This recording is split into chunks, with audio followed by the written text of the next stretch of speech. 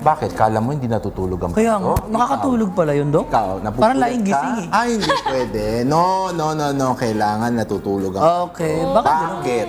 Yun ang sinasabi natin, kagaya ng napag-usapan ninyo kanina sa guest, di ba?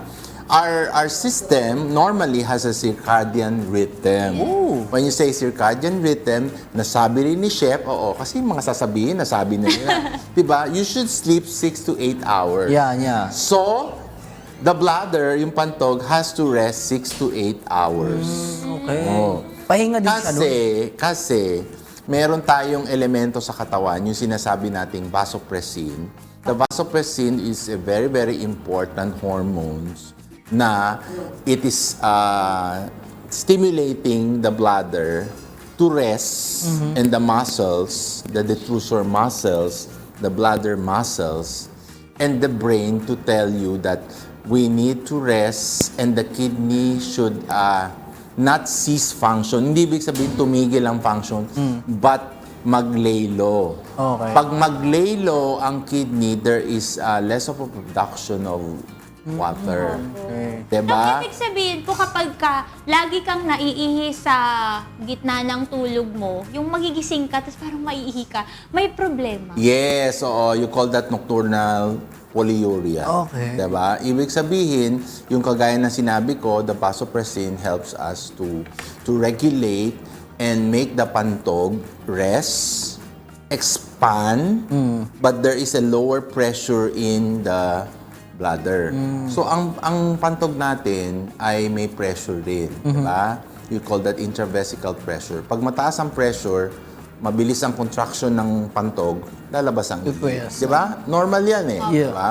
Now, since na-regulate ng hormones natin na vasopressin and telling the brain and telling the kidney, relax lang. Diba sa inyo, kabataan, chill. Chill lang. Hindi ibig sabihin ng chill, it will cease to function. Ibig sabihin slowing down. Slowing down in our system means regeneration, rechanneling, recalculation. May ganun palang ginagawa yung Naisip ko katawan lang na. bigla. Oo, parang ganyan. Dok, sa mga pasyente niyo po na nakakaranas nga ng nocturia, ano yung mga symptoms or ano effect sa kanila dahil may nocturia sila? Oo, yun ang sinasabi natin, no? So, yun ang yung kanina sinabi ko, that is the normal process. So, your bladder has to rest 6 to 8 hours to sleep. Then your bladder will expand. Expand siya, parang nag-expand lang siya, pero mababa ang pressure. So, ibig Okay. sabihin, yung mga dapat na yung mga trickles ng ihi na na-form ng kidney, bababa at mai-store for the time na hindi ilalabas. Now, kung may problema, kagaya na banggit mo, Celine, ikaw, you will have nocturnal polyuria. When you say nocturnal polyuria, 12 midnight up to 5 a.m., iihi ka ng iihi. Balik-balik? Frequency and urgency incontinence. Ibig sabihin, na-overcome mo yung dapat na circadian rhythm. Ngayon, ang pantog mo, ino-overwork mo. 'Di ba? Now, Kasi dapat nagpapahinga siya. Yeah, nagpapahinga siya. During this time, nagpapahinga siya. Kasi pagising niya, it has to wake up Work na naman. and do its function. Tataas ulit yung pressure. Now, kagaya minsan sinasabi natin, mali ba pagising mo, hindi ka nag-void, umihi.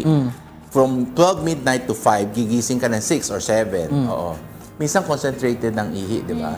Kasi there is a lower function, Okay. so more or less yung ihi concentration is higher. It doesn't mean na meron kang karamdaman. Because Normal nga yung function medyo napabagal, 'di ba? So ganun 'yon unless meron kang metabolic problems, okay?